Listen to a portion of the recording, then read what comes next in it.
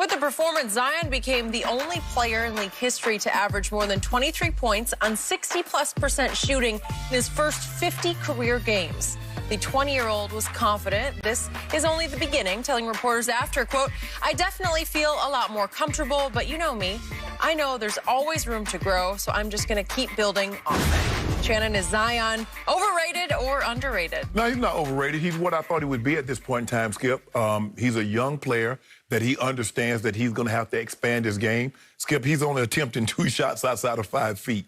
So as he starts to age, he's going to have to open his game up. He's going to have to shoot the ball from the outside the paint. It's not going to always be dunks and layups. And if he can expand his game, because he's so explosive, he's so quick. So he's he's 24, 60% shooting, 7 rebounds, 3 assists. I would like to see, Skip, there's no reason he shouldn't be averaging double-digit rebounds. He should be Charles Barkley. He's more explosive than Charles Barkley, and we know what Charles Barkley was when he came out, Skip. So I'm surprised he's not averaging more rebounds, but the points, he's explosive. What I am surprised by is how little defense he plays. He doesn't even care on that is. I don't know what that is. And that's why they're in the position that they're in, because you would think they got a tandem that's the second or third highest scoring tandem between him and B.I. Brandon Ingram. And they have the record they have because they don't play any defense. But he's what I thought he would be. And when he expands his game, you're going to see Zion take that game to the next level. I like your assessment. I'm still thinking and seeing that he's an underrated offensive force because I have never seen anything like this young man. He is 20 years of age. When he wheels to the basket, when he spins, it's with such explosive quickness for a man that big. He has such raw but controlled power, and then such a soft touch at the rim, ambidextrous. It's a combination of forces you've never seen before. His body control for a man that size, you might not ever see it again. So we've seen him on a 6-game holy terror in which he's making 70% of his shots. To your point, they're all mostly at the basket. He sat down last night and took a 3 and just swished it. He's making 78% of his free throws. So where is all that? You can do that. I saw it at Duke. He'd shoot jump shots at Duke. I don't see any of that. I saw him rebound the ball at Duke. I don't see that here. I saw him block shots at Duke. I don't see much of that at all. So what is happening? Where are you? And I also see him get lost in the offense because they don't feature him at all. What he gets sometimes just by accident. It's late in the clock. Oh, let's dump it down to Zion, see if he can wheel on somebody, right? He and Brandon Ingram do not connect to me. We're talking about the Nets fit together. They don't fit, and Brandon's taking 18 shots a game, Zion's 16 shots, but Zion's come every once in a while, you know, willy-nilly, sporadic.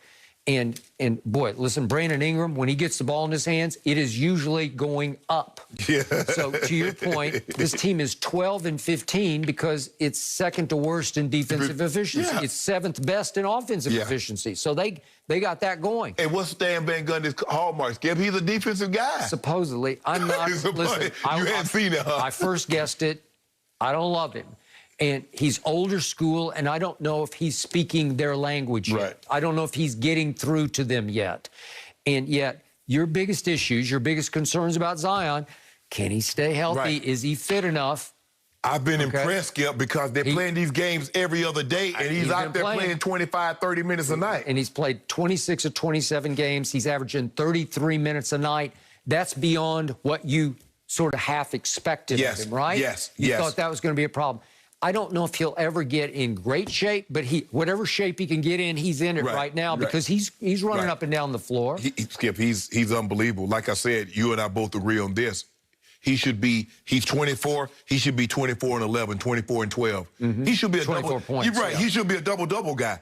There ain't no reason he should be averaging 7 rebounds with his jumping ability and that body to be able to just box out and just grab rebounds. So he should be a double-double guy. Hey, he can score 30 a game with no problem. He could lead this league in scoring without a lot of sweat to me because he just got all the tools to do that.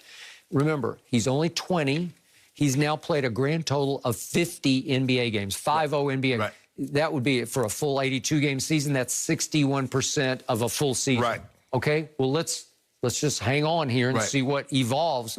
Because he is still evolving, but not on the defensive end. Yes, and that's what you want to see, Skip. You want to see, and that's what guys do. Guys that become great in this league, you look at Dame from year one to look at Dame Lillard now. You look at Steph from year one, year two to look at him now. Look at LeBron. Skip, remember everybody, back off, stand up under the basket. He can't shoot. True. He can't make it. And that's what that's the step that Giannis is going to have to take. He's going to have to start making those shots.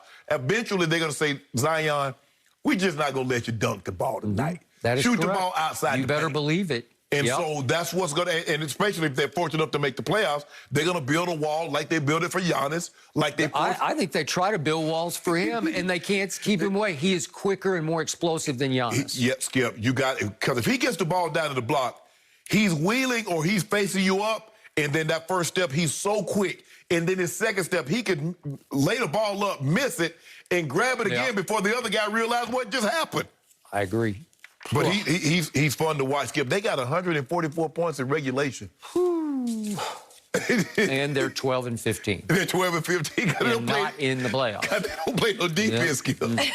Well, it's just the beginning. Guys, I want to get back to Tom Brady. We all saw him indulge a bit during the Bucks victory boat parade, and now we've got another glimpse into his secret diet. I don't know about secret, if that's the right word, but I'm excited to talk about it. Don't go anywhere. No mercy, no mercy. Okay. AB is limited in where he can go, considering his history. Okay. I just named 3 players who scored touchdowns in the Super Bowl. And 1 year ago today, where were they? None was on the team. Gronk was WWE, right? Yeah. And AB was just in a lot of trouble, and we weren't even sure he'd ever play again. Right. And Fournette had been cut by Jacksonville, and we weren't sure about his status going forward, how valuable he was. Right. And in fact, Arians said the other day that there was a moment when they were going to have to cut him in Tampa because there was he was a healthy scratch at one point because he was getting a little unhappy with it. And Arians told him, my way, highway. Which one is it? Because you can help us if you'll just be patient. Right.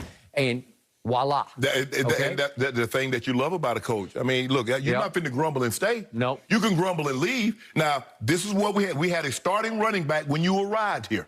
He's still the starting running back because he's done nothing. You've shown me nothing come game time or practice, Skip, that would warrant you playing in front of Rojo. So bide your time. Your opportunity will come. Rojo, he had a fumble. That Giants game, Skip, that him, and then he got an injury. So Fournette took advantage of his opportunity. But he liked to. But see, when he was in Jacksonville, they tried to, he's like, he have a problem and it would just fester. But see, when you're in a situation like what you're in, he probably looked around like, man, we really do got a chance to win here. We go into the playoffs at the bare minimum, and we got that guy. We might win a Super Bowl. Let me keep my mouth shut and go ahead and I got it. Take advantage of this. So I believe in my Bible, Pro Football Focus, and I'm betting 5 cases on my Bible, quote unquote, in the National Football League, that they'll be right about all 3 staying. But there was also the report, I don't know if it was a report, it's sort of speculation from, I believe, Mike Tannenbaum, the former, as you know, Jets GM on ESPN, was talking about J.J. Watt's going to be in this mix if Shaq Barrett is not in this mix. I don't know if you can really replace Shaq off the edge with J.J., who's not an edge rusher. They're two different players. Completely different players, but that's the kind of move you could make if Shaq goes. If he breaks somebody's bank somewhere, then Brady's power would be, hey, want to come play here? Skip, you know what? A player that we're not talking about that's going to have a bearing, it's going to be very interesting to see if the Broncos pick up that $17.5 million option on Von Miller. Now, Von Miller missed last year with that foot injury. He did. What's he got left? He got a lot left. Okay. He has a lot left. Now, somebody get him.